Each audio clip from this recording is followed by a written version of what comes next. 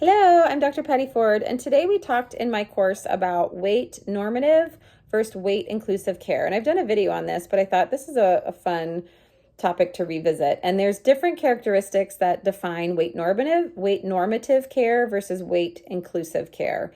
And how they can be defined is weight normative is based upon health. Health and weight are synonymous, meaning if your weight is healthy, you're healthy. A second characteristic is if you lose weight, you decrease risk of chronic disease. Third is BMI is a health indicator. And fourth is that kind of dictates the driving force. It's like your weight determines your worth. And all of this is kind of where a lot of medicine still lives. And I have a PhD in preventive care, and there are some preventive spaces that really, really push that driving model.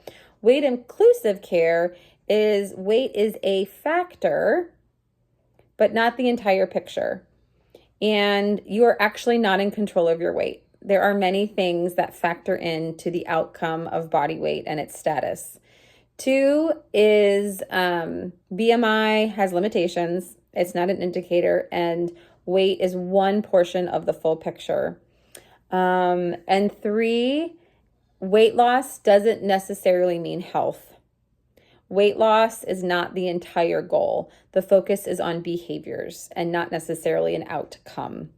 And so my practice is very weight inclusive, where weight can be a focus, but yet if we focus on the behaviors, weight then becomes a byproduct and not the entire focus, because weight normative or weight focus care can typically carry a lot of shame, a lot of very rigid weight cycling behaviors, where weight inclusive care is going to feel more seen, heard, and validated, and also be much more transformational and sustainable, because someone feels seen, heard, and validated. And then there's a sense of safety and trust, and that's when movement happens versus fear-based, discipline-based interventions.